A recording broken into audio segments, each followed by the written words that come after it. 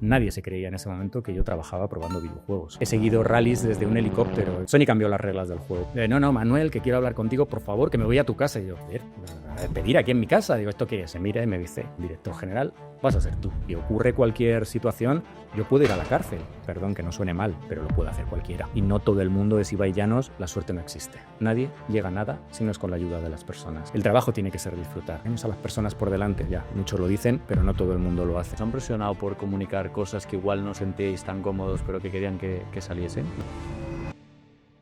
¿Qué tal? Muy buenas, somos Alejandro Crespo y Rodrigo Bernárdez. Bienvenidos a un nuevo episodio de podcast de Pilatus. Hoy tenemos con nosotros a un invitado de lujo, a Manuel del Campo, que puede que su nombre os suene. Puede que os suene también un poco más empresas como Axel Springer o Eneo Magazines. Incluso si os digo el nombre de revistas como Top Gear, Business Insider o Hobby Consolas, os puede sonar todavía mucho más. Tenemos hoy el placer de poder sentarnos con Manuel del Campo, que es el CEO de la empresa matriz Eneo Magazine, dueño de todas estas revistas. Así que nada, bienvenido al podcast de Pilatus. Pues encantadísimo de estar aquí con vosotros, Alex, Rodri, y muchas gracias por haberme invitado a charlar un rato y a pasar un buen rato con vosotros. Hemos estado leyendo tu biografía y la verdad es que tienes un montón de cosas que contarnos, desde haber jugado miles de horas a videojuegos, de haber escrito en estas revistas que hemos mencionado anteriormente más de una vez, pero realmente nos gustaría saber un poco ¿quién eres tú? ¿Quién es la persona que hay detrás de Manuel del Campo? Vaya pregunta, para empezar, eso es empezar fuerte. ¿Quién soy yo? Bueno, pues supongo que como todos, ¿no? Soy también el resultado de un crecimiento y una evolución a lo largo de todos estos años, como dices, de esta biografía, ¿no? Si hablamos desde el punto de vista profesional, mi alma es la de periodista. Yo me formé como periodista y empecé a trabajar como redactor, como bien has dicho, de Hobby Consolas. Siempre me ha gustado el periodismo, también hice radio en su momento y me apasionaba, ¿no? También tenía sueños de ser corresponsal de guerra, pero mi madre no le hacía mucha gracia, así que creo que era algo mucho más divertido y mucho más saludable y seguro los videojuegos, y por ahí empecé. Entonces, obviamente toda esa parte de comunicación y de periodista me ha marcado a lo largo de mi vida, y diría que la otra faceta, también como has descrito en la introducción, es la de liderazgo. Es curioso porque es algo que siempre ha estado en mí, siempre lo cuento, ¿no? Yo desde que era muy pequeño siempre era la persona que organizaba todo, que lideraba todo. Si hacíamos el equipo de fútbol era yo el que lo montaba, el que hacía de capitán, de entrenador. De hecho, lo sigo haciendo todavía. Si había que organizar algo con los amigos, con la familia. Entonces, era algo que estaba ahí, esa capacidad innata de organizar, de querer liderar las cosas, y que, bueno, creo que se me daba razonablemente bien. Al final ha acabado teniendo consecuencias en mi vida profesional, porque casi nada más entrar a Hobby Consolas ya asumí responsabilidad, porque se dieron circunstancias, luego si queréis hablamos de ello. Y al final, pues en todos los pasos que he ido dando en mi carrera, pues acabé nada menos que dirigiendo la compañía en la que empecé. Entonces yo creo que esa faceta de liderazgo que me ha apasionado y que me sigue encantando, también me define. Vamos a empezar por el principio, si te parece, y nos remontamos a esa época de Hobby Consolas que has mencionado. Cuéntanos un poco cómo empiezas ahí y qué empiezas haciendo ahí, que es totalmente diferente a lo que a día de hoy estás haciendo. Pues también es curioso, ¿no? Las decisiones que vamos tomando a lo largo de la vida, porque, como digo, yo estudio periodismo. En ese momento estaba trabajando en la radio, hacía un programa de deportes y la verdad es que me lo estaba pasando muy bien, y a mí la radio siempre me ha gustado mucho y era donde yo pensaba que iba a acabar. Pero el caso es que hay una persona, un compañero de facultad y yo que trabajamos en la radio, no nos pagaban mucho, y de repente otro compañero de facultad me llamó, estamos hablando del año 93, me llamó para decirme que había una revista de videojuegos. Yo ni sabía que, claro, ahora no parece tan raro, pero en aquel momento yo ni sabía que existían las revistas de videojuegos. A mí los videojuegos me gustaban mucho, yo creo que como cualquier persona de esa edad en aquel momento. Y me dijo que estaban buscando gente, que si me interesaba. Entonces, bueno, pues para poder incrementar mis ingresos dije, bueno, pues voy allí, hago la prueba, y eso suena fenomenal, ¿no? Revista y videojuegos, pues venga. Hice la prueba, me cogieron y así empecé, ¿no? A trabajar en una revista de videojuegos que además coincidió tanto con el boom de los videojuegos en nuestro país, bueno, diría que en el mundo, fue la llegada de Super Nintendo, que eso supongo que os sonará, Mega Drive y demás. Poco después fue cuando llegó ya PlayStation y Sony, que fue cuando aquello ya se convirtió en un entretenimiento de masas, pero también fue obviamente el despegue de las revistas de videojuegos. Efectivamente, Hobby Consolas era la única revista en ese momento. En España luego ha llegado a haber, pues, ¿cuántas? 50 ha llegado a haber revistas de videojuegos, ¿no?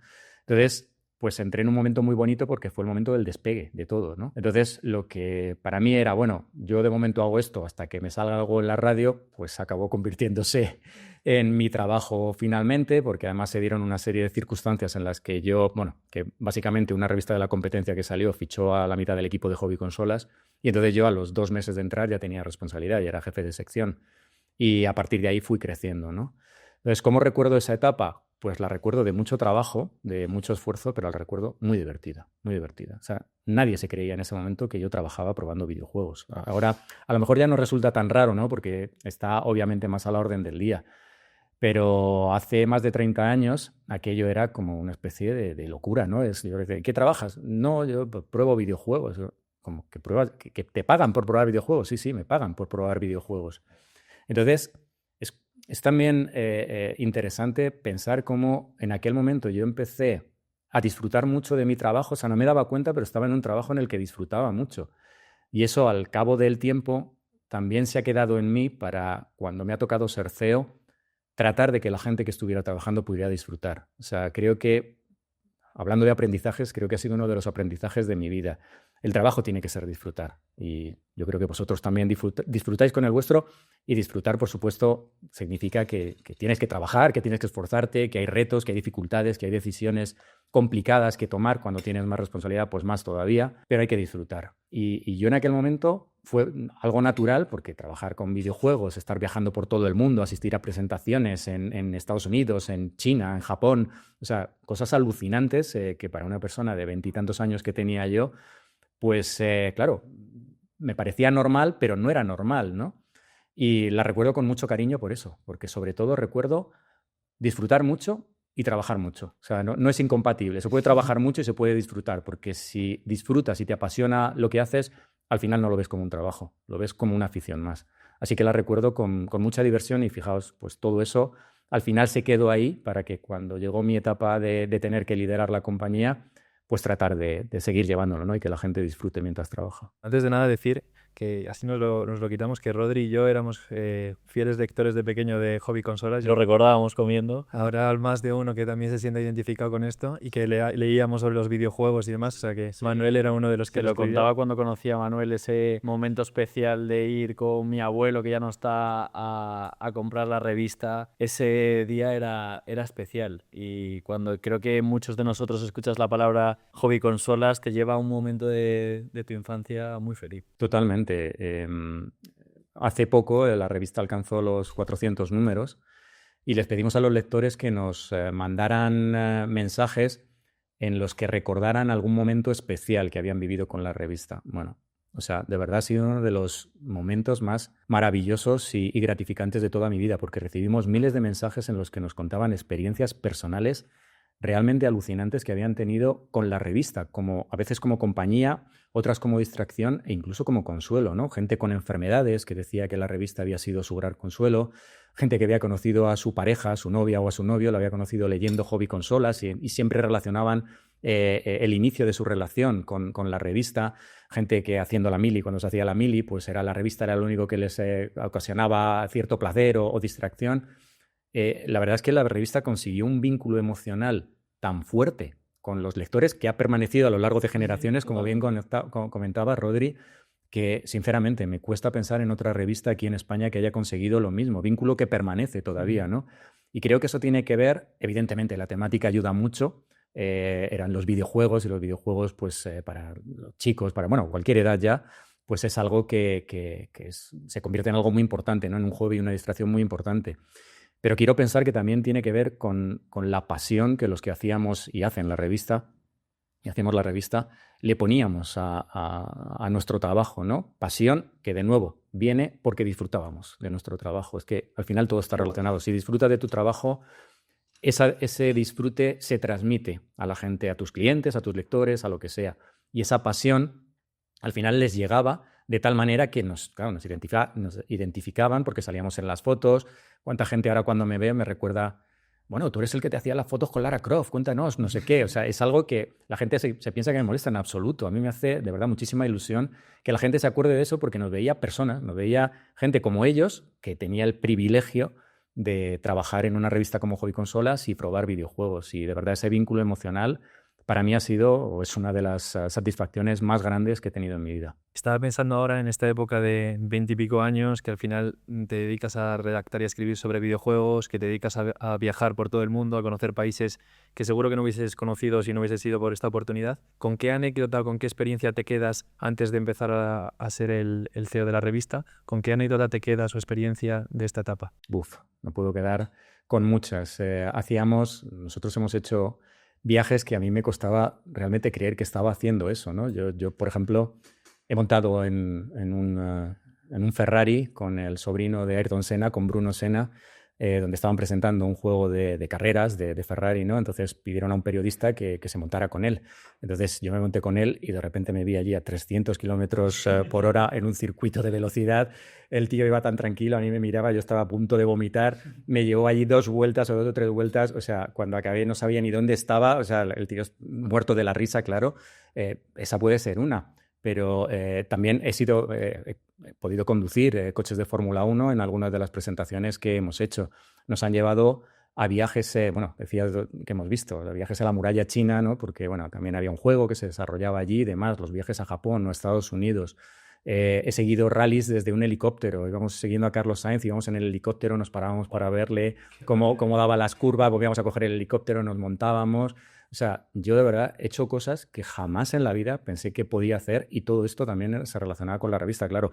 Ahora diréis, así se puede disfrutar, ¿no? No, claro. Pues sí, pues es algo que al final surgió, pero sí, nos hacía pasarlo muy bien y haber tenido acceso a experiencias que de otro modo pues seguramente habría sido mucho más difícil, ¿no? Porque algunas se pueden conseguir, pero otras es imposible, ¿no? Si no estás, digamos, de alguna forma relacionado con la cuestión que se va a hacer, ¿no? Con la actividad que se va a hacer.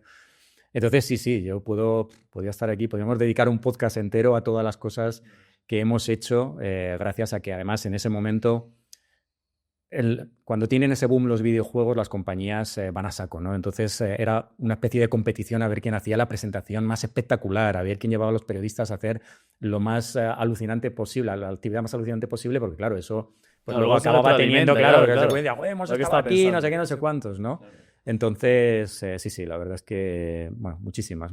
¿Quién no escatimaba? Ahora estaba pensando, ¿quién no escatimaba para que probases la experiencia y fuese la más extrema? Sony llegó muy fuerte. A ver, cuando Sony entra en el mercado, o sea, hasta ese momento estaban Nintendo y Sega, ¿no? Eran las grandes compañías. Había otras, pero sobre todo eran Nintendo y Sega, ¿no? Pero digamos que Sony es la compañía que cambia completamente el panorama de los videojuegos y el sector, ¿no? Porque por primera vez entra una supercompañía. O sea, al final Nintendo y Sega eran compañías de videojuegos, pero Sony, como sabéis, era mucho más. Es una compañía que es gigantesca en el mundo de la tecnología, de los electrodomésticos, en todo, ¿no? Entonces, Sony es la que realmente cambia todo esto con su primera PlayStation, además, claro, lanzando una consola con un formato distinto que no existía hasta ese momento, que era el del CD. Ahora suena tan viejuno hablar de CDs, ¿no? Pero en aquel momento era revolucionario, ¿no? Y gracias a Sony es la que consigue que los videojuegos, como decía antes, se conviertan en un entretenimiento de masa, o sea, que pase de ser que lo jugaban pues los chicos y no sé qué, y las chicas, menos las chicas en ese momento, luego con el tiempo más, como debe ser.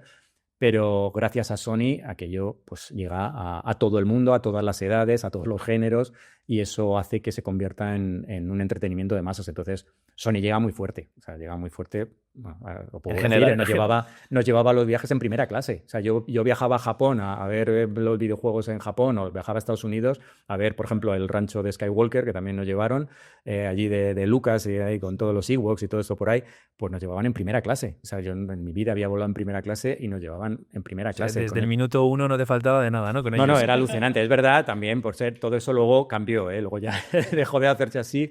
Pero sí, fue como una irrupción, ¿no? En plan a lo bestia, ¿no? De decir, no, aquí estamos nosotros y vamos a ir a saco, ¿no? Entonces, sí, Sony cambió las reglas del juego completamente en la industria de los videojuegos. Pero también entiendo que sería, ahora que cuentas esto, Manuel, una estrategia desde la marca brindarte de esas experiencias, porque luego tú escribías sobre ellos. Sí, claro. O sea, digamos que no deja de ser una estrategia de comunicación y marketing, ¿no? Porque tiene uno que ver tiene las dos cosas. Las dos cosas entran, ¿no? Los dos ámbitos. A ver, ellos tenían, para empezar, algo que eran los recursos. Una compañía que tenía dinero de sobra para hacerlo y más, pues todo lo que empezó a ganar gracias a los videojuegos, precisamente. Y claro, era una forma de imponerse hasta las que ese momento habían sido las compañías de referencia en el mundo de los videojuegos, como era, joder, hablamos de instituciones como Nintendo y Sega. Sega ha permanecido ya no como compañía de hardware, solo con juegos. Nintendo sigue estando ahí, sigue siendo una super compañía, que conste también eso. Pero es verdad que Sony era otra cosa, ¿no? Entonces, claro que era una forma de, digamos, ya no solo cuestionarles, sino de pasarles, sobrepasarles, ¿no? En cuanto a relevancia y en cuanto a capacidad de llegar a los usuarios. Y una de las formas de llegar a los usuarios era a través de los medios de comunicación. Entonces, claro, pues que nos llevaran a una presentación y nos hicieran algunas de estas actividades que estamos hablando, pues eso significaba, pues claro, le llenaba reportajes oye, pues hemos estado aquí, mirar, no sé qué. Y es verdad que luego era siempre para hablar de juegos que en sí mismos ya tenían una calidad excelente, ¿no? O sea, que todo iba relacionado, pero bueno, ellos se encargaban de que se le diera todo el bombo posible. Sí, sí. Oye, por seguir un poco la línea cronológica de lo que veníamos hablando, empezaste entonces en hobby, te dedicaste a escribir estos reportajes que nos cuentas sobre videojuegos y demás, y luego llega el momento en el que te eligen CEO de la revista. ¿Cómo es este cambio de tener que estar escribiendo y hacer reportajes y demás, a de repente tener que dirigir una compañía y preocuparte por las personas, etcétera? Sí, pues es un cambio brutal e inesperado, diría. Pensando en mi trayectoria en todo este tiempo, es verdad que, como os decía antes, ¿no? Esa capacidad o esa ambición por liderar, ambición en el buen sentido, por liderar, y esas competencias que yo iba demostrando en cuanto a gestión de equipos y adquiriendo nueva responsabilidad, como os digo, pues enseguida paso a ser jefe de sección, al poco tiempo redactor jefe. Ya de redactor jefe casi ejercía como director de la revista. Cuando empezamos a avanzar más revistas y la que era mi compañera Sonia Ranz pues se va a Playmanía y yo ya me quedo como redactor jefe, pero casi ejercía de director. Y de hecho, precisamente cuando Axel Springer compra la compañía, que era Hobby Press, que era la que lanzó la revista Hobby Consolas, es la que demanda que quiere un director por cada revista, que en ese momento no había, era la persona que ejercía de director editorial, ejercía de director. Entonces ella es la que nos exige de alguna forma, oye, tiene que haber un director, ¿no? Entonces, digamos, yo ya ejercía como tal, pero ya figuro como tal. Esto fue en 2001. Entonces, yo ahí sí daba pasos, digamos que era yo el que proactivamente quería seguir asumiendo más responsabilidad. Así estuve 11 años hasta que en 2012, que es cuando empieza la crisis de papel para los medios y nuestras revistas empiezan a caer de forma bastante drástica, mientras nuestras webs que acabábamos de lanzar pues crecen, pero no a la velocidad que consideramos, y los medios nos vemos abocados pues a hacer reestructuraciones. En nuestro caso pues hay una primera gran reestructuración en 2012 y ahí sí doy un paso adelante porque sale la persona que había sido mi jefe durante 20 años, que era el responsable de todo el área de videojuegos. Y en este caso yo sí doy un paso adelante y me postulo, pues de nuevo, oye, yo quiero liderar esto, creo que me siento capacitado y me gustaría liderar el área de videojuegos. Entonces, la que era la directora general dice, oye, adelante. Es verdad que hice algo y me parece, también hablando del respeto, me parece interesante comentarlo. Yo la única condición que puse era, claro, yo iba a ser, digamos, el jefe de todos los que habían sido mis compañeros durante muchos años, ¿no? Entonces, la única condición que le puse a Mamen, a mi directora general en aquel momento, era que tenía que tener el consentimiento, digamos, de todos mis compañeros. Es decir, que ellos estuvieran de acuerdo en que yo a partir de ese momento fuera su jefe. Porque, a ver, si de repente por alguna razón ellos pues no lo vieran o vieran, no sé, pensaran con todo el derecho del mundo que no estaba preparado, tampoco quería forzar una situación, ¿no? Sin necesidad de hacerlo, ¿no? Entonces yo hablé con ellos, ellos me hicieron preguntas y tal, pero bueno, digamos que de alguna manera no les sorprendió que yo quisiera hacerlo porque ya veían, bueno, pues digamos esas skills, ¿no? Que yo demostraba en cuanto a liderazgo. Dijeron que sí y a partir de ahí fue cuando, digamos, entré en el equipo directivo asumiendo esa responsabilidad de todo el área de videojuegos. ¿Esto de Hobby Consolas? No, de todo el área de videojuegos. Todo sí, ahí ya teníamos todavía como 6 o 7 revistas, habíamos lanzado ya la web de Hobby Consolas, o sea, digamos que teníamos muchos productos, estamos hablando de un equipo de aproximadamente 20, 25 personas. O sea, por ponerlo por años, por hacer los bloques, estuviste... Hobby Consolas entró en el año 93, jefe de sección a los 2 meses, a los 2 años me hacen redactor jefe, en 2001 me nombran director de la revista y 2012, que es esto que estoy comentando, es cuando yo, con la salida de la persona que era mi responsable, me propongo para liderar. De esa forma entraba en el equipo directivo de la compañía y liderando, digamos, un área. Había otra persona que lideraba las revistas de motor, que en aquel momento teníamos muchas también, las de tecnología, o sea, digamos que teníamos diferentes áreas de redacción. Entonces ahí entro en el equipo directivo. Fueron meses muy duros porque había salido gente, nosotros teníamos que conseguir más ingresos de forma urgente porque las revistas seguían cayendo de forma dramática, la verdad. Y las cosas al año siguiente siguen yendo mal y a los 8 meses se plantea otra reestructuración desde Alemania. Y en esa otra reestructuración, la que era la directora general ya me advierte que ella va a salir de la compañía.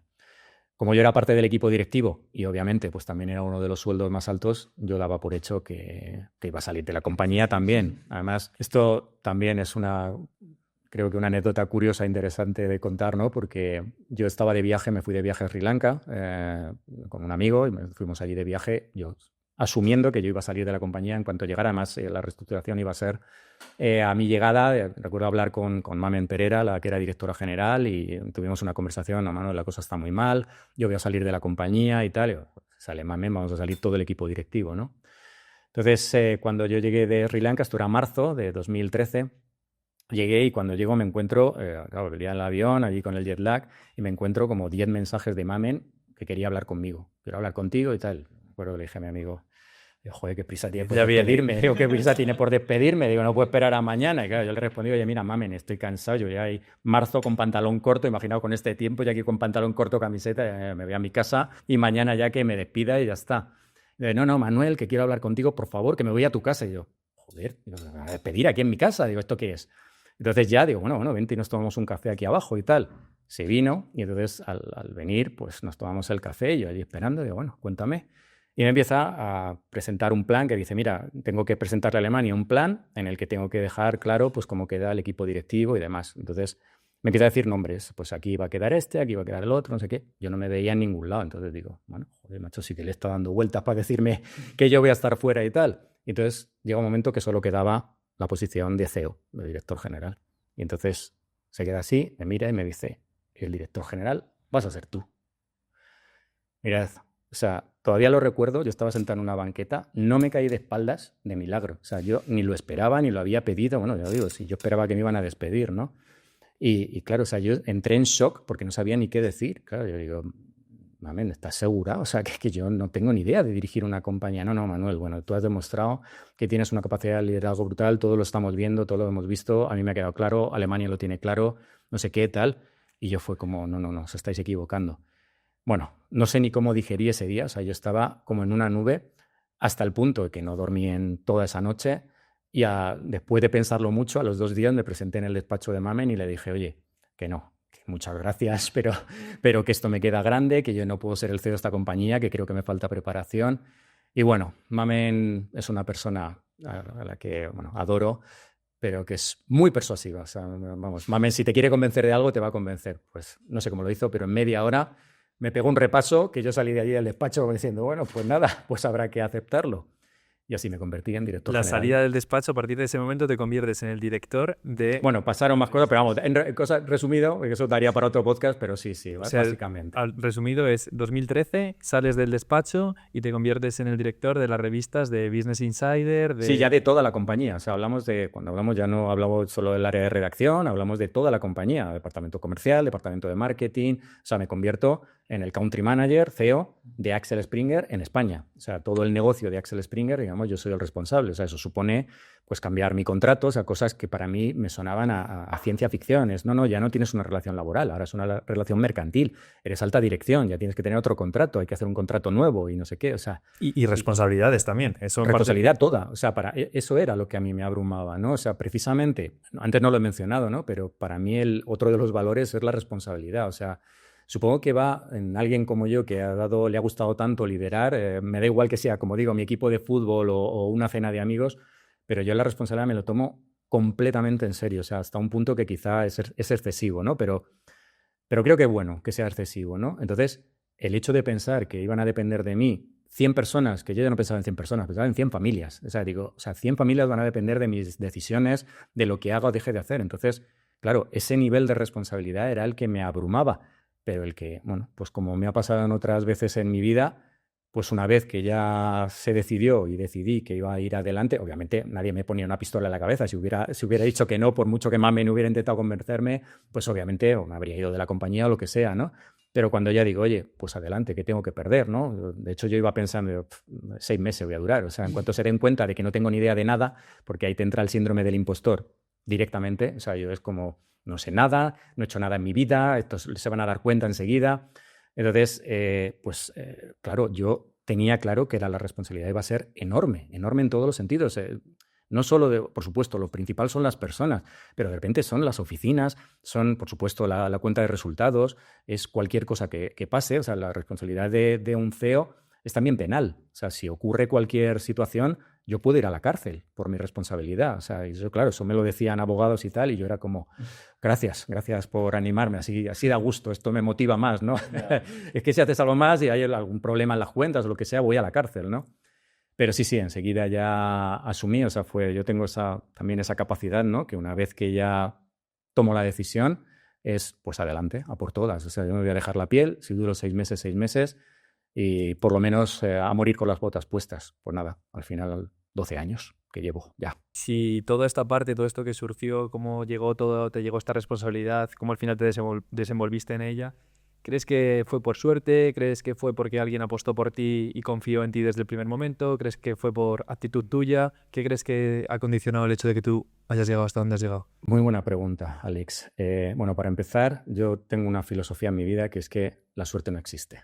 Soy muy pesado, tengo aburridos a todos, a mi familia, a mi equipo. Bueno, de hecho, en nuestros valores en Axel Springer España había uno de los valores que era la suerte no existe, y luego yo tengo un lema, ¿no? Que es, parafraseando a Yoda en la Guerra de las Galaxias, es make the odds be with you. En vez de make the force be with you, pues make the odds. O sea, pon las probabilidades de tu lado, ¿no? Yo no creo en la suerte, sino en las probabilidades. Respondiendo a tu pregunta, para mí se tuvieron que dar 3 circunstancias. La primera, de nuevo, mis skills. O sea, obviamente, si yo no hubiera hecho todo lo que hice a lo largo de mi trayectoria, primero, demostrar, o sea, una de las primeras condiciones para ser líder es que te tiene que gustar, tienes que querer serlo, ¿no?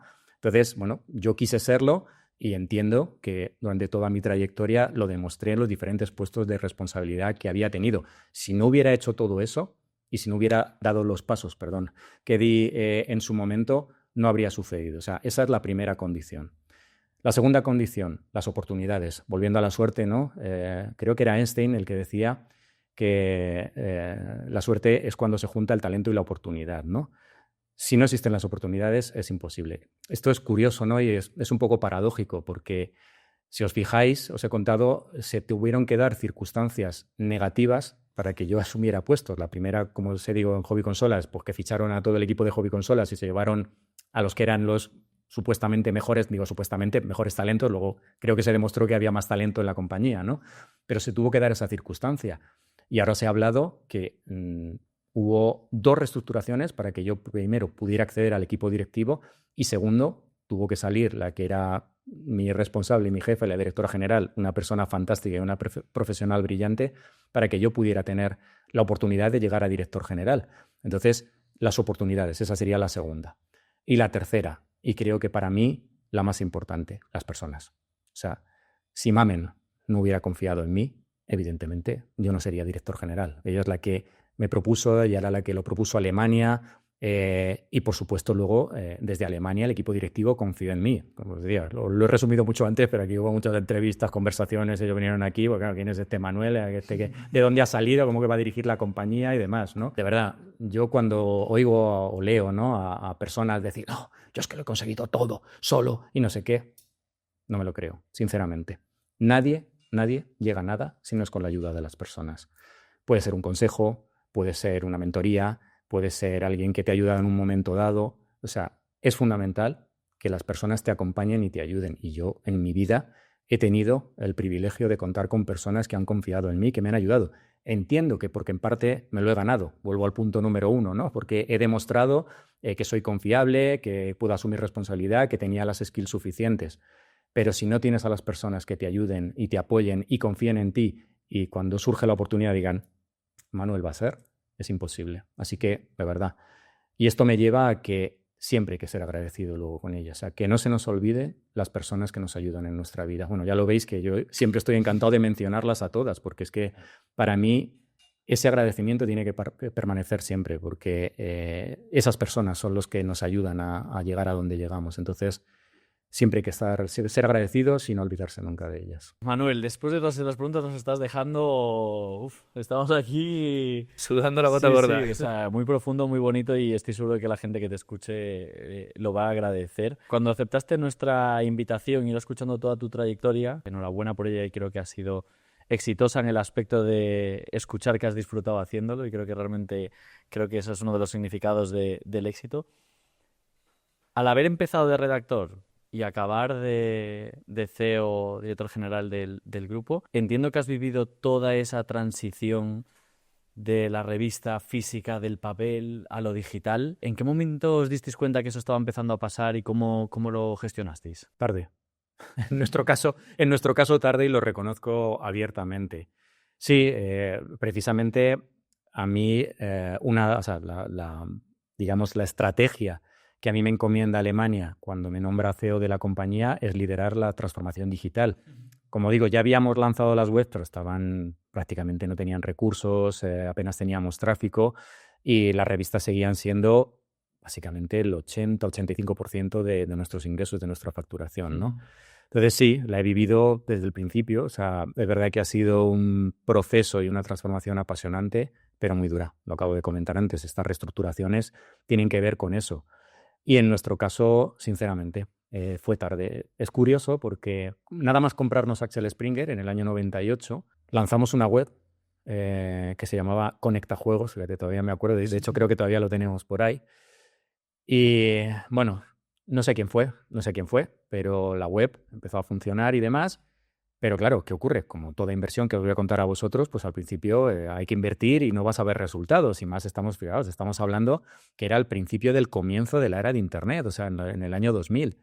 Entonces, pues alguien, no sé quién fue, sinceramente, porque no lo sé, pues vio que aquello no daba dinero y dijo, esto no va a ningún lado. Claro, en aquel momento las revistas iban como un tiro y dijeron, pues nada, nos olvidamos de la web. ¿En qué momento? Fijaos, habríamos tenido la primera web de videojuegos. Bueno, creo que Vandal, uno de nuestros competidores, creo que salió por ahí, por esa época, pero habríamos sido pioneros en tener una web de videojuegos, y ahora, pues bueno. El caso es que luego tardamos mucho. ¿Por qué? Porque, claro, a ver, también hay que entenderlo, ¿no? Es muy difícil, y aquí hablo por nuestra parte y por parte de todos. Algunos se dieron cuenta antes, otros nos dimos cuenta después, pero es muy difícil abandonar un negocio que además es muy diferente cuando te sigue yendo muy bien. O sea, porque las revistas, aunque iban cayendo, pero seguían dando muchísimo dinero, muchísimo dinero. Entonces, aunque seguían cayendo, claro, ninguno veíamos que aquello iba a caer hasta el nivel que ha caído. Porque dice, bueno, en algún momento parará, esto parará.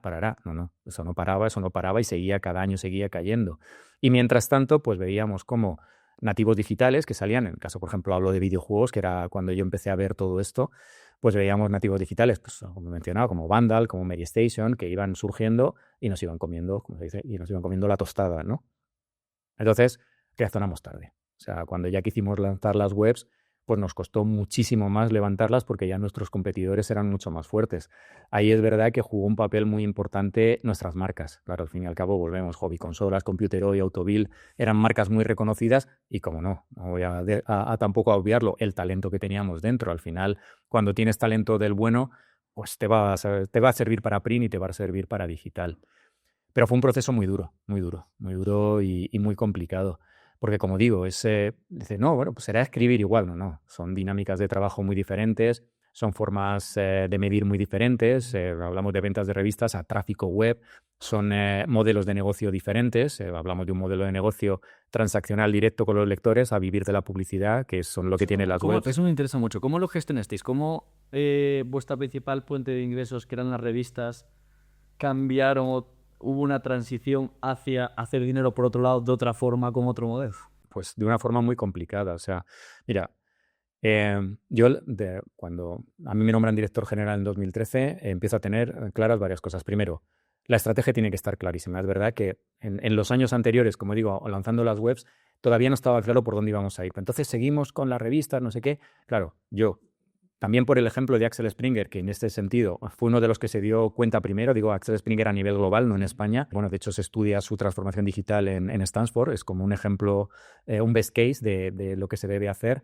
Entonces, claro, yo era la estrategia global del grupo. Entonces, primero, dejarle claro a todo el mundo aquí en España, a todo el equipo, por aquí vamos a ir. Me da igual que pataleéis, que lloréis, que protestéis, por aquí vamos a ir. Segundo, fundamental, transformación cultural. O sea, sin hacer una transformación cultural de la compañía era imposible transformar digitalmente. Por lo que digo, porque estamos hablando de un negocio completamente diferente. Completamente. A lo mejor estoy exagerando. No completamente, ¿no? Sigue siendo periodismo y sigue siendo comunicación. Pero sí un modelo muy diferente al que teníamos en las revistas, ¿no? Entonces, eso tenía que ser fundamental.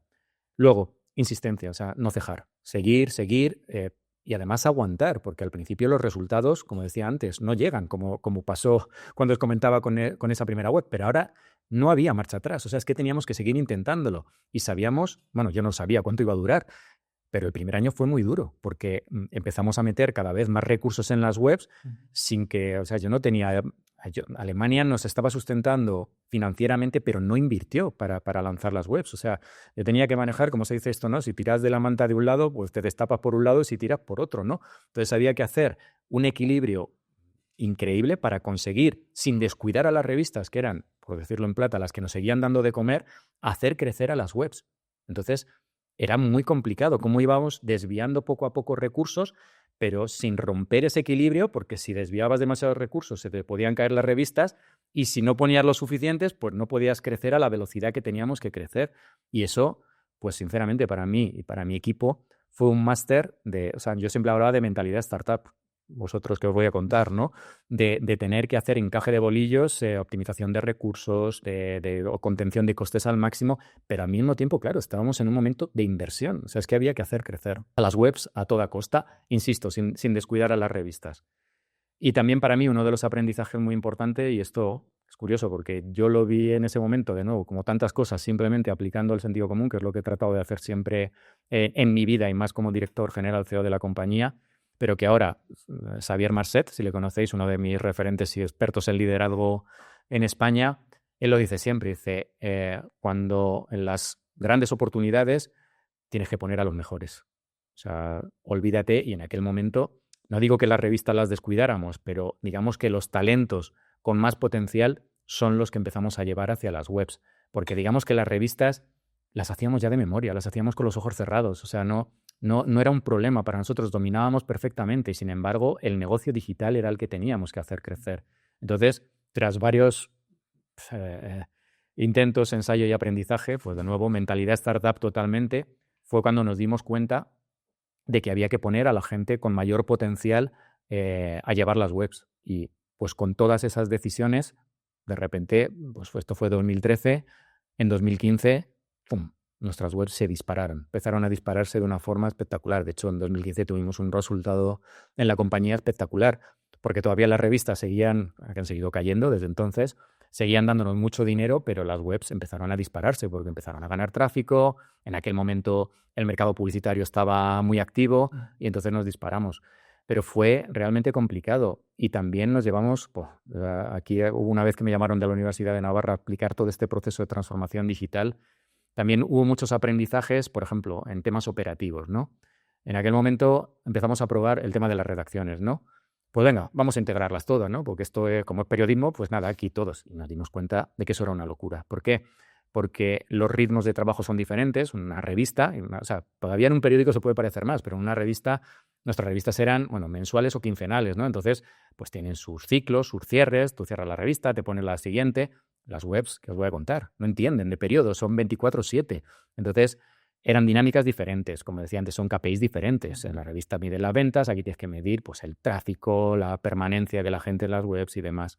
Entonces, nos dimos cuenta, por lo menos mi aprendizaje fue, que las redacciones debían estar separadas. Otra cosa, que es para mí la gran conclusión que saqué, es que sí puede haber sinergias y sí se puede aprovechar. Y os pongo un ejemplo con los videojuegos. Me vale igual videojuegos, me vale igual una prueba de coche o me vale igual una prueba de un teléfono móvil, ¿no? Por abarcar los tres nichos. Si se prueba un videojuego que lleva muchísimo tiempo, que os voy a hablar, un videojuego que puede ser 100 horas jugando, lo que es absurdo es que se pruebe para la web y para la revista. ¿Qué es lo que me di cuenta? De nuevo, aplicando el sentido común. Hombre, esto lo prueba una sola persona y luego se adapta la review, el artículo, a la web, y a la revista, porque son diferentes formas de enfocarlo, diferentes textos y demás.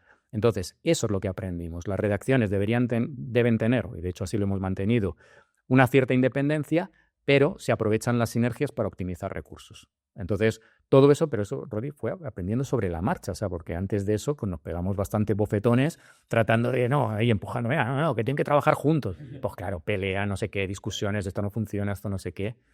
Así que muy duro, mucho aprendizaje y, como digo, al final salió bien porque pasamos de tener, pues como te decía, del 85, hablo 2013, cuando yo cojo la compañía, 85% de ingresos print analógicos a 15% de ingresos digitales. En cuestión de 5 años le dimos la vuelta completamente. 80% de facturación digital, 20% print. Y a día de hoy, en 2025 ya estamos, ¿cuáles son los principales ingresos que tenéis en el grupo y qué peso tienen cada uno? Vale, en nuestro caso, esto también fue, bueno, yo es que evoluciono un poco a mi aire y yo voy aplicando sentido común, aunque vaya contracorriente a veces, ¿no? Siempre ha habido en los medios que venimos del print, como separar, como decía, ¿no? Print y digital. Hasta que yo, hace unos años, comentaba con mi equipo, es que esto lo veo absurdo, porque creo que debemos pensar más en cómo generamos los ingresos en vez de en dividir directamente print y online, porque es una inercia, ¿no? Y entonces yo empecé a ver cómo generábamos nuestros ingresos. Por una parte, lo que, bueno, en inglés se dice paid content, ¿no? Contenido pagando. ¿Qué es el paid content? En nuestro caso, que no tenemos suscriptores digitales, es las revistas. O sea, lo que paga la gente por nuestro contenido. También ahora tenemos otra vía que es, digamos, bueno, estos acuerdos que hay con las plataformas, porque claro, Google, todos estos se aprovechan de nuestro contenido. Entonces, se han ido llegando a acuerdos con los medios en los cuales ellos pagan por utilizar nuestro contenido. Entonces, paid content, ya teníamos 2 vías de ingreso. Una, lo que la gente paga por la revista, o sea, yo te pago por este contenido, y lo que nos paga, pues Google, Facebook, lo que nos ha pagado las plataformas. Segunda pata, la publicidad. Por eso digo no separar print y online. La publicidad hay en print y hay en online. Y cuando hablo de publicidad, hablo de lo que es la publicidad tradicional y su evolución natural. Es decir, el display, que el display es en revistas, cualquier página que metes en revista, o un banner, o lo que quieras.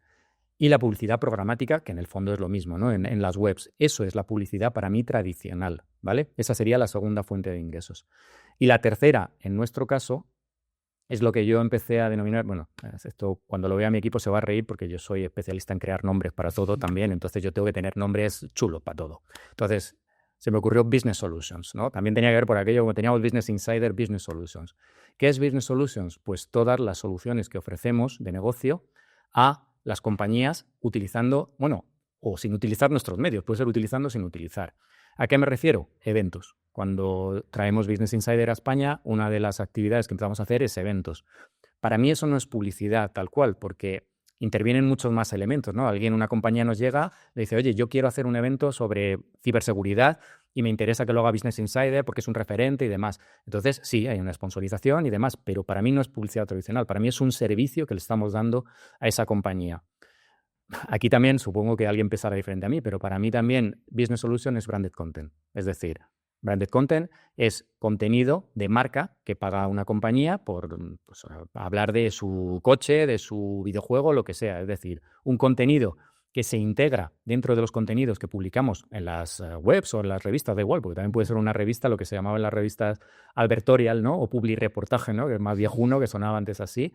Para mí eso es otro servicio, porque no es publicidad tradicional, digamos que es un servicio de comunicación que nosotros le estamos dando, pues son artículos que escribimos nosotros para esa compañía, ¿no?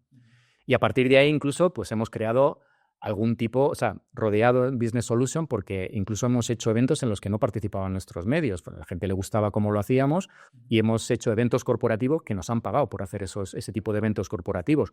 O en el tema audiovisual, nuestro equipo de vídeo, que es una pasada, pues veían los vídeos que hacíamos con las pruebas de coches y demás, y a lo mejor nos llegaba Mitsubishi y nos decía, oye, que quiero que hagáis vídeos, pero para mí, para poder vender a concesionarios y demás, no sé cuántos. Entonces les grabábamos esos vídeos. Eso era Business Solution. Entonces, respondiendo a tu pregunta, la parte de publicidad supone el 50%, hablo de nosotros, en este caso, Axel Springer España, ahora en Neon Magazines. Supone el 50%, la parte de Business Solutions el 30% y la parte de Paid Content el 20%. Lo bajamos a números en cuanto a facturación. ¿Ha cambiado mucho lo que factura a día de hoy el grupo versus lo que facturaba el grupo en 2015, cuando has dicho que estaba todavía las revistas? En este periodo no ha cambiado mucho. Lo que sí ha cambiado mucho es lo que facturábamos hace 20 o 25 años. O sea, cuando las revistas iban como un tiro. O sea, en ese momento, a ver, también tener en cuenta que es que Axel Springer España llegó a tener 30, 35 revistas, o sea, una auténtica locura. Entonces, la facturación que teníamos entonces no tiene nada que ver, ¿Te acuerdas? por desgracia, con la de ahora. ¿Te acuerdas de los números o no? Sí, sí me acuerdo, pero no sé si puedo comentarlos porque ya es información confidencial. Pero por deciros, básicamente, estamos hablando de 3 veces menos. Pero vamos, eso lo podéis trasladar a cualquier medio, ¿eh? O sea, yo aquí, si alguien quiere entrar en más detalle, simplemente que ponga facturación de los medios de comunicación, evolución de la facturación en los últimos 20 años y veréis que todos los medios hace así. En todos. O sea, los medios en general, o sea, por decir una media, facturan 30% de lo que se facturaba cuando los medios de papel estaban en su máximo auge. Que también, para que os hagáis una idea, cuando nuestras revistas estaban a tope, el 70% de nuestros ingresos era ese paid content, o sea, era lo que sacábamos por la venta de las revistas, y el 30% era publicidad que ni siquiera vendíamos. Hay una forma de decirlo, la despachábamos, porque no teníamos ni que vender publicidad. Claro, las revistas era el único medio donde anunciarse, entonces llamada era, oye, que quiero anunciarme en Hobby, venga, tal. Yo cuando era director tenía peleas, benditas peleas, ya las podía tener ahora, cuando me llamaba el equipo de publicidad, Manuel, que entran 7 páginas más. ¡No! Ya no meto más porque no sé qué, porque vais a hacer quitar contenido. No, ya quisiera ahora tener esas peleas y que entraran tantas páginas de publicidad, pero sí, ha cambiado completamente el panorama, la facturación de los medios.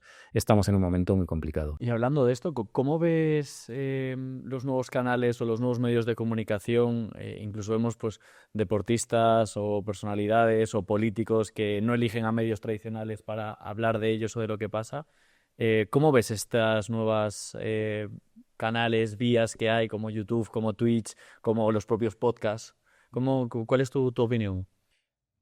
A ver, es una evolución natural. O sea, esto es como ahora cuando te preguntan, ¿pero la inteligencia artificial es buena? Bueno, pues tiene sus ventajas, sus desventajas, pero sea como sea, pues es como protestar que esté lloviendo mucho hoy, ¿no? Pues lo tienes que aceptar y adaptarte a ello, ¿no? Evidentemente, la irrupción de las plataformas cambia completamente el panorama de los medios, ¿no? Porque a partir de ahí empiezan a surgir canales de distribución que no existían antes. Antes eran los kioscos, las revistas, ¿no? Entonces, cuando llega Internet, primero son los buscadores, y cuando empiezan a surgir plataformas, pues primero como Facebook, Twitter, Instagram, TikTok, en fin, todos los canales que conocemos, pues eso hace que se democratice. Es una palabra que no me gusta utilizar mucho, pero creo que aquí puede encajar.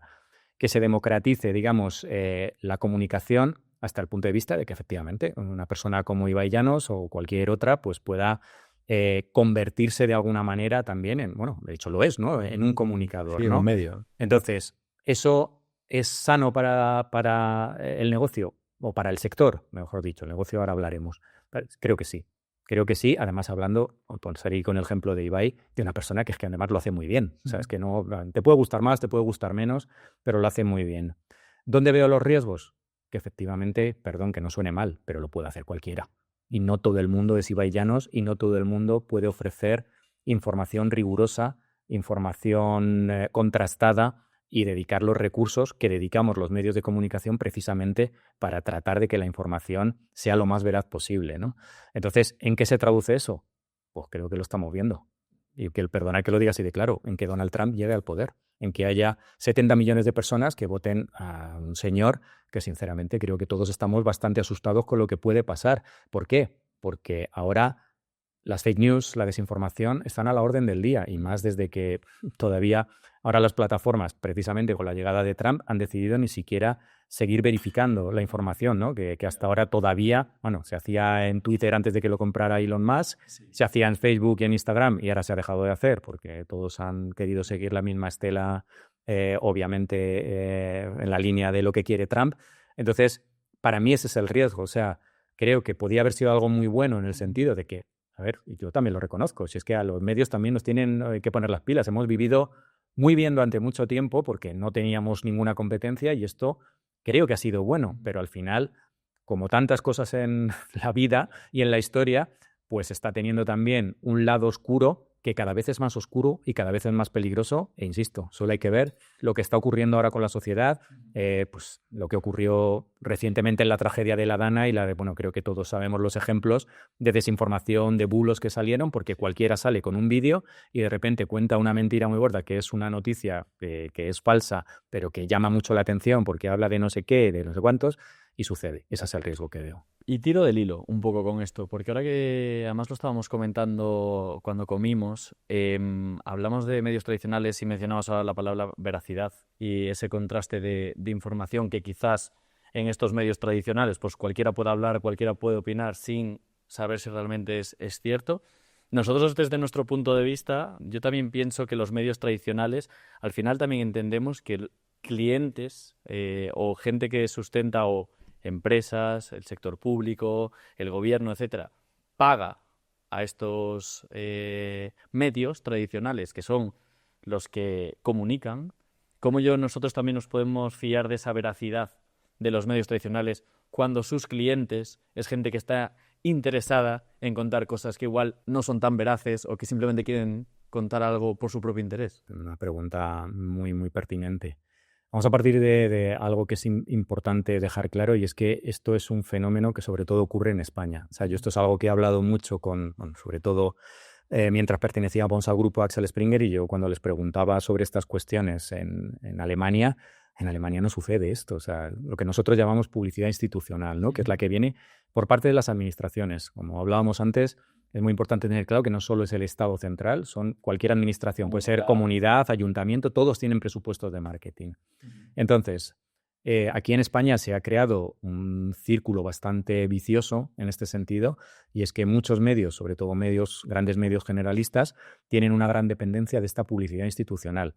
A ver, yo lo digo abiertamente porque es nuestro caso. Nosotros no hemos dependido de esa publicidad institucional. Hablo de Business Insider porque el resto de medios nuestros son de nicho y obviamente no están en ese radar o en ese ámbito, pero Business Insider, que ya es un medio económico y podía estar, nosotros siempre hemos querido ser un medio muy blanco, sin ningún tipo de ideología política para nada. Nosotros tenemos nuestros principios que están muy claros y creo que la gente que conoce Business Insider los tiene claro.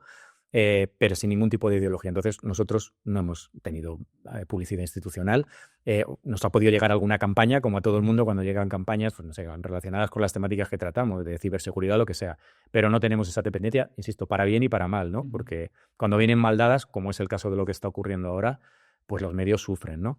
Entonces, ¿qué ha ocurrido aquí? Bueno, aquí ya teníamos que entrar en cuestiones incluso sociológicas, ¿no? Aquí todos sabemos, aunque esto existe, es verdad que existe en todos los sitios, que es la polarización, y tenemos claramente dos líneas ideológicas muy claras, y esto lleva a que, bueno, pues los grandes partidos políticos, bueno, los que gobiernan, digamos en este caso los grandes partidos que gobiernan, pues intenten aprovechar a los medios para sus fines políticos y sus fines electorales, ¿no? Entonces, hay inversiones muy grandes en los medios de comunicación generalistas. Esto es algo que lo sabe cualquier persona que trabaje en el sector. ¿Qué ocurre? Que eso crea, obviamente, una dependencia ideológica. Dependencia ideológica que puede ser natural, pues porque las personas que sean los dueños de ese medio, que hagan ese medio, compartan plenamente esa ideología. Se sientan afines, ¿no? Pero al final es una dependencia, claro, ¿no? Porque ya no la puedes abandonar. Aunque haya un momento en el que los directores editoriales o los dueños de ese medio de comunicación estén en desacuerdo con el partido político de turno, no van a llevar la contraria porque saben que hay una inversión que puede sufrir si lo hacen, y va a sufrir directamente, ¿no? Entonces, para mí esa es una de las patas que está viciando y que está perturbando y perjudicando el modelo de negocio de los medios, porque al final es una dependencia, y es una dependencia cada vez mayor. Insisto, en algunos medios es muy grande, muy grande. Hablamos de porcentajes de los ingresos muy grandes. Si a esto le añadimos las otras dos dependencias que cada vez pues están siendo más evidentes, una de ellas la tecnológica. Cada vez los medios somos menos independientes tecnológicamente, porque quien copa esta, digamos, dictadura tecnológica son las grandes plataformas, empezando por Google directamente, que ahora mismo es, sin Google ahora mismo, pues los medios no seríamos nada. O sea, la mayoría de nuestras noticias tienen que aparecer en Google Discover, si no, pues lo tenemos complicado porque los buscadores cada vez funcionan menos y menos que van a funcionar cuando la inteligencia artificial siga avanzando y las herramientas estén. Por lo tanto, ya no tenemos muy poca independencia tecnológica, porque al final los canales de distribución los dominan las grandes plataformas. Y eso me lleva a la tercera dependencia, que es la económica, la que estamos hablando. Los medios, si no tenemos independencia económica, pues es muy difícil que podamos tener esa independencia tecnológica e ideológica, ¿no? Y para mí es lo fundamental. Creo que es el gran reto que tenemos, y mientras los medios de comunicación no sean independientes ideológica, tecnológica y económicamente, pues lo vamos a tener muy difícil. Y vosotros, desde vuestra posición, que comentabas que era muy blanca, muy objetiva, sobre todo en el Business Insider, ¿habéis sentido presiones? ¿Os han presionado por comunicar cosas que igual no sentíais tan cómodos, pero que querían que saliesen? ¿Lo habéis sentido vosotros? Yo, sinceramente, en Business Insider no he tenido ninguna situación. Puedes hablar, a ver, cuando tienes confianza con determinadas compañías. Hablo sobre todo en este caso de mundo empresarial, no político, porque en nuestro caso, como digo, político jamás. Pero con compañías sí puede haber algún tipo de conversación en el que diga, joder, ¿has hablado de esto? Ya, pero es que esto ha pasado, entonces tenemos que contar los hechos, ¿no? Puede haber conversación, pero en nuestro caso nada. Fijaos, quizá ahí lo digo, ¿no? Siempre se ha hablado, bueno, no sé, en Hobby Consola siempre hemos bromeado mucho, ¿no? Porque siempre se hablaba. Hay una anécdota que hemos contado y nosotros hemos bromeado mucho sobre ella, ¿no? Que nosotros recibíamos maletines para puntuar mejor a los juegos. Los maletines famosos. ¿Dónde están esos maletines, no? Maletines que, de verdad, nunca han existido. Y si esto lo ve el equipo de Hobby Consolas se van a reír mucho, ¿no? Porque, vamos, jamás. Pero sí que es verdad que yo, en mi etapa de director de Hobby Consolas, he recibido información que me dejaba realmente sorprendido, ¿no? Me hablaban, por ejemplo, que una portada en Hobby Consolas suponía hablar de miles y miles de ventas de videojuegos que podían oscilar, ¿no? Dependiendo de si Hobby Consolas daba la portada o no. Hubo una vez una compañía, que ya no existe, pero no la voy a nombrar, que yo casi siempre analizaba los juegos de coches y de fútbol, ¿no? Porque me encanta el fútbol, como he dicho antes, sigo jugando incluso al fútbol. Hice un análisis de un juego, no salió bien parado ese juego, y me mandaron un estudio diciendo lo que la nota y las frases que había dicho el juego, que era una nota baja, había supuesto en las ventas del juego en España, con datos donde ellos relacionaban datos, que yo creo que se podían cuestionar, pero ellos, según ellos, esa era la relación.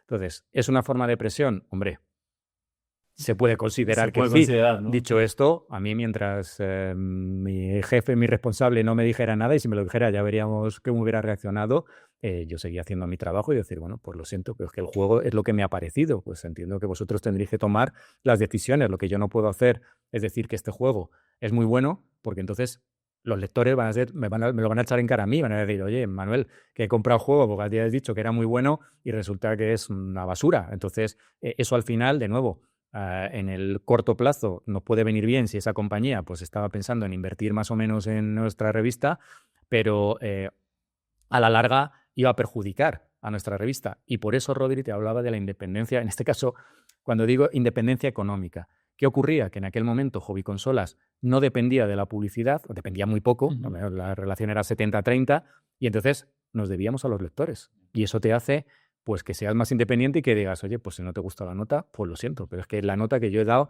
tratando de ser lo más objetivo, o bueno, objetivo no, porque siempre una nota es subjetiva, pero tratando de dar mi opinión como experto de videojuegos que se ha jugado 200 juegos de fútbol y creo que tengo el criterio para opinar sobre este juego, igual que sobre una película o lo que sea.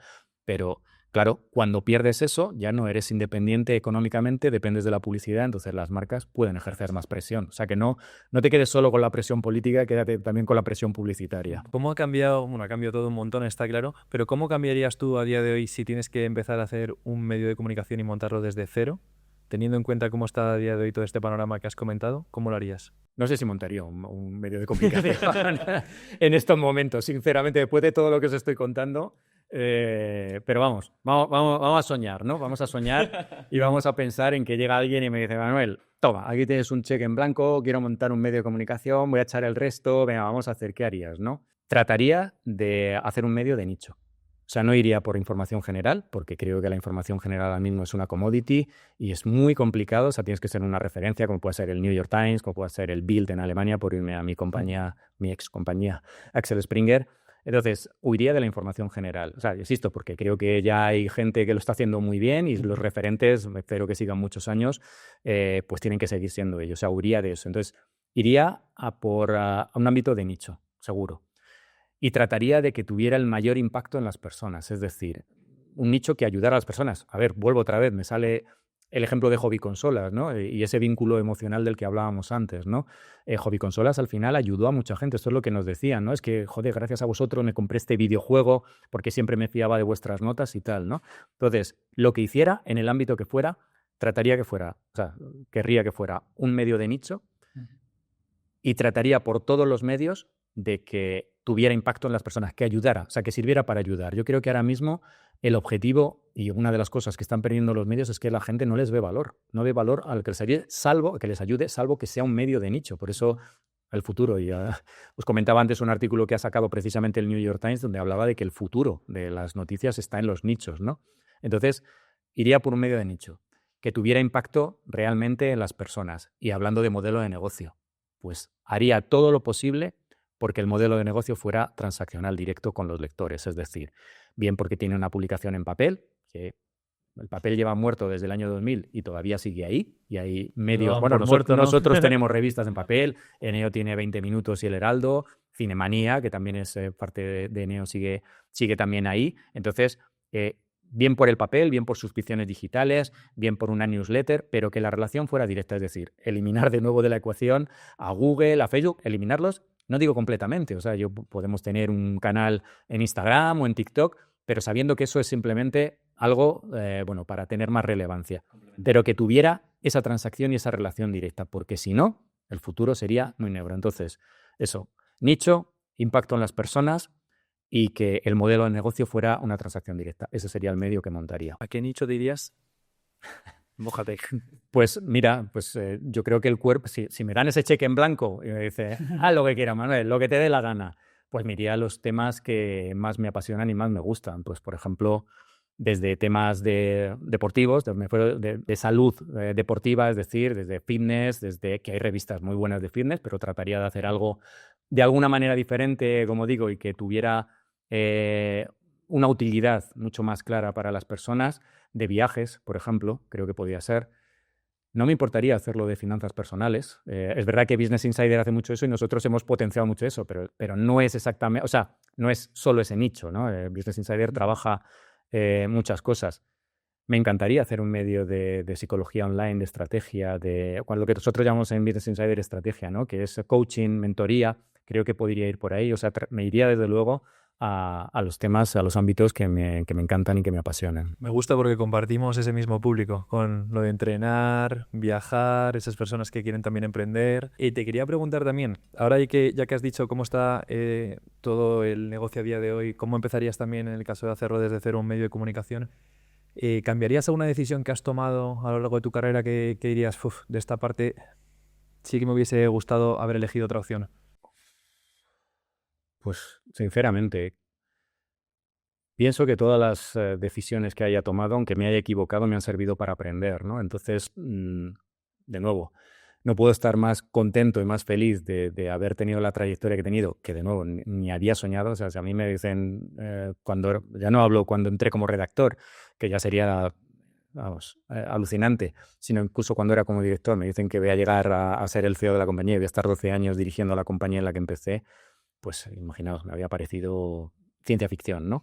Entonces, bueno, creo que las decisiones, no hay ninguna decisión en concreto que haya lamentado profundamente, no, lo tenía que haber hecho, que podía haber hecho cosas mejor, muchísimas seguro, pero que al final forman parte de esta evolución que hablábamos y de este aprendizaje. Creo que sin equivocarse, como se dice aquello, ¿no? Nobody learns anything by doing it right, ¿no? Pues es que si no te equivocas es imposible que luego aciertes, ¿no? Entonces, claro que ha habido cosas que podía haber hecho mucho mejor, pero no ha habido, respondiendo a tu pregunta, ninguna realmente trascendente que haya dicho, ay, es que la cagué de una forma absoluta, ¿no? Bueno, Manuel, vamos a la parte favorita, la entrevista, las preguntas cortas, directas.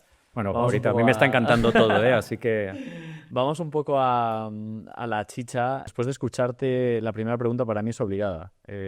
¿A qué has tenido que renunciar para llegar hasta donde has llegado? No creo que haya tenido que renunciar a nada, fíjate. A ver, también es verdad que mi vida personal, iba a decir ha favorecido, sí, ha favorecido o no ha sido un obstáculo, ¿no? Yo, bueno, no tengo hijos, no he tenido cargas familiares, he tenido que ocuparme de mis padres cuando se han ido haciendo mayores, pero digamos que esa independencia que he tenido durante muchos años me ha permitido dedicarme en cuerpo y alma al trabajo, ¿no? Y de nuevo, al trabajo que, como hablábamos al principio, ¿no? Sin que yo considerara que era un trabajo. Yo, cuando a nosotros nos dieron un premio como mejor empresa flexible, primero en Madrid, luego en España, cuando implementamos en 2014 el sistema de trabajo flexible, que fue mi primera gran decisión, como digo, como CEO, cuando nadie lo hacía prácticamente en España. eh, Cuando nos dieron el premio, yo salí a hablar de algo que había leído, pero luego saqué mis propias conclusiones, ¿no? Que era el eliminar la agenda profesional y la agenda personal y tener una agenda de vida, ¿no?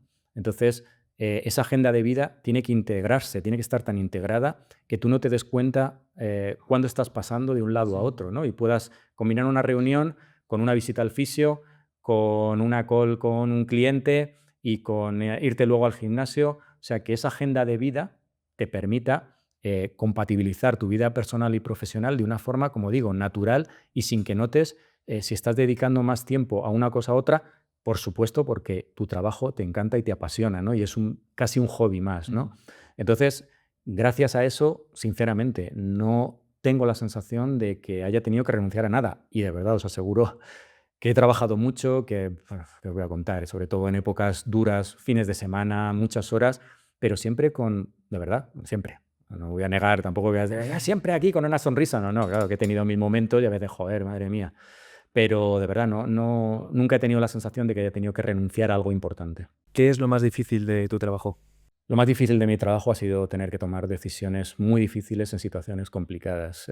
Como CEO de la compañía, pues he tenido que afrontar reestructuraciones también, he tenido que afrontar despidos y sinceramente es la situación para mí más complicada también por mi concepto que tengo de compañía y de poner a las personas en medio. No soy ningún ingenuo, esto es parte de la vida profesional. Eh, Recientemente, bueno, de hecho, me han dado un premio con un relato literario que participé, ¿no? Donde hablaba de lo importante que es no acomodarse y no estancarse y seguir creciendo como persona cuando una relación se acaba, sea personal o sea profesional, ¿no? Y no te encuentres perdido, ¿no? Porque ninguna relación es para toda la vida. Puede serlo, pero hay que estar preparado por si no lo es. Entonces, dicho esto, es muy difícil y yo he tenido que tomar decisiones en las que he tenido que sacar a gente a la que quiero mucho y la que llevaba trabajando conmigo 30 años. Y eso, a ver, más difícil fue para ellos, obviamente, pero tomar ese tipo de decisiones y asumir esa responsabilidad, volvemos antes, ¿no? Cuando sientes que no solo eres responsable de las personas, sino de las familias que hay detrás, ¿no? Y que una decisión así, aunque no te quede más remedio, porque al final la compañía no es mía, porque yo tengo que seguir las indicaciones o las directrices de la central, en este caso de Alemania, pero sí, esas situaciones complicadas donde esa responsabilidad la sientes como si, yo que voy mucho al gimnasio, como si te cayeran 200 kilos de repente sobre la espalda, pues sinceramente es muy difícil. Pero de nuevo, yo asumo que es parte del trabajo y que hay que asumirlo y ya está. ¿Cuál ha sido tu entrevista favorita? He tenido muchas. He tenido muchas. A ver, ¿cómo no voy a mencionar esta anécdota que de verdad que empezó sin ninguna intención por mi parte de las fotos con Lara Croft, bueno, con las modelos que promocionaban los juegos de Tomb Raider y de Lara Croft, bueno, que eran muy divertidas, ¿no? Y la verdad es que siempre lo recuerdo con cariño, sobre todo porque la gente lo recuerda con mucho cariño y como algo divertido, ¿no? Pero he tenido el privilegio de entrevistar a mucha gente, primero en videojuegos, ¿no? Gente pues como Shigeru Miyamoto, ¿no? El creador de Mario, o Kojima, el creador de mi juego favorito que es Metal Gear Solid. Entonces, en el ámbito de los videojuegos he entrevistado a gente fantástica de la que, bueno, auténticos genios, ¿no? Creativos. Y ya en mi etapa de Business Insider, donde yo he seguido ejerciendo de periodista, porque bueno, nunca he querido dejar esa faceta y he seguido presentando, moderando eventos y entrevistando a gente, pues nosotros tenemos una sección en Business Insider que se llama CEO Talks, donde bueno, la gracia era que yo como CEO entrevistaba a CEOs y presidentes de otras compañías, de todos los sectores, de todos los ámbitos. Y la verdad es que es increíble porque más allá de que bueno, el objetivo que teníamos era conseguir relevancia para Business Insider y que perfiles tan altos salieran en nuestra web, para mí ha sido un máster. O sea, yo he entrevistado, pues, no sé, que hablo del presidente de todas las marcas de coche, presidente de Toyota, de Kia, de SEAT, Microsoft, Google, Huawei, de bancos, de la mayoría de los bancos, o sea, gente de verdad, de un nivel tremendo. Es curioso, una de las primeras cosas que ves cuando entrevistas a gente de ese nivel, en el 99% de los casos, no voy a decir en todos, pero en la mayoría de los casos, es que te das cuenta de que nadie llega ahí por casualidad. O sea, es que cuando ves a una persona en un puesto de responsabilidad, puede tener sus defectos, puede ser mejor, pero nadie llega por casualidad a dirigir una compañía, sobre todo cuando hablamos de grandes compañías, porque de verdad, o sea, estamos hablando mucho en esta entrevista de la responsabilidad, pero hay que tener unas competencias muy fuertes, hay que tener un liderazgo muy bien trabajado, porque si no es imposible. Entonces, de verdad, hay muchas, no sabría con cuál quedarme, porque he aprendido de muchísima gente en todas estas entrevistas y para mí ha sido un lujo y un privilegio poder hacerlas. De todos estos CEOs que has entrevistado y que dices que tienen todos una pasta especial para llegar a donde han llegado, ¿qué dirías que son 2, 3 cualidades que te has dado cuenta que tienen en común todos ellos? Los mejores, la primera, lo que vuelvo otra vez a mencionar a este gran experto Xavier Marcet en liderazgo, lo primero es el liderazgo humanista. O sea, son líderes que claramente piensan en las personas, ponen a las personas de verdad. O sea, que esto parece un tópico, no, ponemos a las personas por delante, ya. Muchos lo dicen, pero no todo el mundo lo hace, porque eso lo tienes que demostrar día a día y durante muchos años. O sea, no puedes fallar. O sea, y de nuevo, y lo tienes que demostrar en las situaciones más complicadas. Yo hace poco decía, y lo digo muchas veces en LinkedIn, ¿no? Hablábamos de despedir antes. Creo que la forma de despedir es una de las medidas más precisas para la cultura de una compañía, porque es en el momento en el que realmente se pone a prueba cómo despides a alguien, si lo haces con sensibilidad, si lo haces con delicadeza, si vas a acompañar a esa persona, si le explicas bien los motivos, si ayudas a esa persona a sentirse bien en un momento en el que en el fondo le estás diciendo te dejo, por seguir el símil de las relaciones, ¿no? Entonces, lo primero, que son personas realmente humanas y que demuestran esa humanidad estando pendiente de las personas. Luego, que son personas muy versátiles. O sea, suelen ser muy buenos comunicadores, suelen ser personas con un conocimiento del negocio muy amplio. El conocimiento del negocio a todos los niveles, ¿no? Al nivel de números, al nivel de la operativa, suelen implicarse mucho en el negocio. Son vendedores también. O sea, hablas con cualquiera de ellos y enseguida te está vendiendo, joder, macho, si es que me está vendiendo tu compañía, ¿no? Pues lógico, ¿no? Y entonces, esa parte humana, esa parte de competencias y luego, digamos, el nivel de gestión a todos los niveles, ¿no?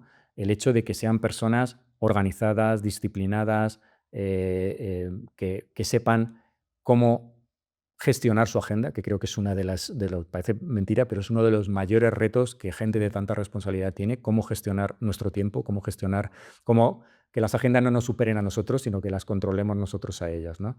Entonces yo creo que me quedaría con eso, ¿no? Esa humanismo, esa versatilidad, ¿no? El demostrar muchas competencias que creo que un líder las debe tener y desde luego la comunicación es una de ellas y luego esa capacidad de gestión, bueno, de nuevo, Marcet habla de gestionar la complejidad, o sea, dirigir una compañía es gestionar la complejidad, porque siempre te encuentras situaciones diferentes, únicas y que tienes que encontrar una solución. ¿Qué medio de comunicación sigues a diario? Sigo muchos. Es que soy un obseso y además desde pequeño es que me encanta leer noticias de todo tipo y además de diferentes puntos de vista, ¿no? Suelo empezar con las noticias del país, luego veo el Confidencial, suelo leer El Español. Tengo muchas newsletters, entonces las newsletters me permiten hacer un repaso a todos los medios, pero me gusta siempre estar al tanto de todo. Leo el New York Times, también me llega el boletín. Leo Expansión, porque me gusta también seguir las noticias económicas y también ver pues, a nuestra competencia de Business Insider, ¿no? 5 días, Expansión. Me gustan mucho las noticias económicas. Fíjate que es una temática que antes de ser CEO no me llamaba demasiado la atención y supongo que, claro, de forma natural, poco a poco, por la cuenta que me tenía, ya no solo por Business Insider, me refiero, sino por preocuparme del impacto que la economía podía tener en mi compañía, ¿no? Cada vez me he ido gustando más y ahora, sinceramente, me apasiona, ¿no? Las noticias económicas. Entonces, hago un repaso a casi todo, porque de verdad vamos, creo que he mencionado más o menos los que no fallo a lo largo del día y que puedo entrar incluso más veces si es necesario, simplemente para chequear las noticias o si ha pasado algo. Por cierto, también escucho mucho la radio. Yo soy muy de radio, he dicho antes, era mi sueño, que no descarto que vuelva a intentar volver a la radio en algún momento dado de mi vida, pero la radio la escucho mucho. Yo suelo escuchar la SER, pero también escucho algunas otras cadenas. Pero sí, yo soy, de verdad, me encanta la información. O sea, yo creo que ese alma de periodista que hablábamos antes lo tengo ahí. Entonces, como buen periodista, pues me encanta leer un montón de periódicos. Recomiéndanos un libro, una serie o una película. Series. Yo soy muy seriéfilo, muy cinéfilo. O sea, la verdad es que puedo deciros lo que estoy viendo actualmente. Estoy viendo The White Lotus, que es una serie que me encanta, aunque esta tercera temporada me está dejando un poco más frío que las dos primeras. Series favoritas tengo muchas. Mi serie favorita de siempre es Juego de Tronos. Yo creo que... Me la terminé ayer. He llegado Creo- tarde, pero he llegado. es una serie que le recomendaría a todo el mundo que la Totalmente. viera. La O mía sea, también es yo- mi favorita. Nada me ha hecho sentir o sea, tantas cosas como esa serie, parece mentira, y ya digo, he visto muchas, por hablar, bueno, no sé, de Homeland también, que me gusta mucho, hay muchas que me gustan, pero Juego de Tronos la recomendaría. Y libros, soy un lector también obsesivo, o sea, hay veces que me leo 2 libros a la vez. Mira, os diría, hablando, ya que he mencionado a Xavier Marcet, para hablar de liderazgo, recomendaría el libro que a mí, de verdad, me cambió la vida como líder en cuanto a todo lo que aprendí, que se llama Crecer haciendo crecer, que es también la filosofía, ¿no? de que debe tener un buen gestor, un buen líder en una compañía, ¿no? Que él crezca, pero que también haga crecer a sus equipos, ¿no? Ese le recomendaría. 2 libros que a mí me encanta el ensayo, y 2 libros que me han marcado, bueno, diría 3, ¿no? Porque ya ahora estoy leyendo el tercero. Pero Yuval Noah Harari, no sé si habéis leído, Sapiens y Homo Deus, de verdad, es la forma en la que cuenta la historia de la humanidad. A mí me lo había recomendado, por cierto, el CEO de Destinia, me lo recomendó. Te tienes que leer este libro, Manuel, y sinceramente es un libro que también, no sé si diría tanto que me cambió la vida, pero me hizo tener una perspectiva, sobre todo Sapiens. Homo Deus es buenísimo también, pero Sapiens es otro libro que le recomendaría a todo el mundo que leyera. Y de novelas, os puedo decir muchísimas. Me encanta la novela negra, me encanta Elroy, Agatha Christie, me encanta la novela negra, pero me encanta la novela histórica también. Así que os podía recomendar Apuntamos cualquiera todo. de ellas. Apuntamos todo. Pero vamos, sí, Hay deberes, quedaros ¿eh? con Crecer haciendo crecer, por recomendar 2, y Sapiens. ¿Tu red social favorita? LinkedIn, sin duda. Vamos, ahí sí que no voy a dudar, porque bueno, soy muy activo en LinkedIn, es donde me siento más cómodo, la veo como, o sea, a ver, no es perfecta, pero la veo claramente como una red profesional, donde he conocido a mucha gente a través de LinkedIn, donde expreso mis opiniones, sobre todo con temas de liderazgo, de cultura corporativa, y donde realmente me siento muy a gusto. Como, de nuevo, comunicador y profesional de los medios, yo también chequeo y tengo cuentas en TikTok, en Instagram, en Facebook, en las redes, digamos, más populares, pero es verdad que, bueno, le veo muchísimos más defectos, hay cosas que no me gustan, hay cosas que sí me gustan, pero mi red social favorita, con muchísima diferencia, es LinkedIn, y en la que realmente soy activo. Ya que has visitado tantos países, ¿un destino que nos recomiendes conocer? Muchísimos, muchísimos. Como decía antes, me apasiona viajar. Yo siempre, cuanto más exótico o diferente, voy huyendo, trato de huir de donde va todo el mundo, ¿no? Por ejemplo, yo estuve en Colombia en 2015, más viaje solo, yo he viajado mucho solo. Voy a hacer un adelanto en primicia, que mi próximo post en LinkedIn va a ser que creo que un máster de liderazgo, el que quiera hacer un máster de liderazgo, debe viajar solo. Ya explicaré las razones de por qué lo pienso. Lo veremos. Creo que realmente es una experiencia que todo el mundo debería por lo menos tener una vez en la vida. Yo la he tenido muchas, porque viajo solo a Colombia, Kenia, Madagascar, bueno, a muchos sitios, ¿no? Colombia es un país fascinante, fascinante. O sea, y la gente es increíble. Creo que de Latinoamérica hay tantos países, Argentina me encantó, pero de verdad el viaje a Colombia por la gente me pareció, bueno, siempre digo que es mi viaje en el que mejor me lo he pasado. Luego África. África es que es un lugar que se ve diferente, tiene una luz diferente, sabe diferente, huele diferente. O sea, no hay nada como África. Y, a ver, hay diferentes sitios, pero Kenia para mí es África, ¿no? De hecho, yo fui, hablando de recomendación de libros, después de leer una trilogía que se llama La Trilogía de África, de Javier Reverte, que ya, no Arturo Pérez Reverte, Javier Reverte, escritor que ya murió, creo que el mejor escritor de viajes que ha habido en España. Y esa trilogía de África, al que le guste viajar, le recomiendo que se la lea, porque yo leí ese libro y digo, me tengo que ir a Kenia ya, sin falta. Y la verdad es que fue una experiencia también alucinante, así que lo recomiendo. Y luego toda la parte de Asia por el choque cultural. Yo creo que el mayor choque cultural que he tenido en mis viajes ha sido cuando he viajado a Asia, bien a Japón, a China, a Sri Lanka. Es increíble cómo bueno, ves que hay formas de ver la vida diferentes, personas que viven diferente, que sienten diferente, que tienen conceptos diferentes de todo, ¿no?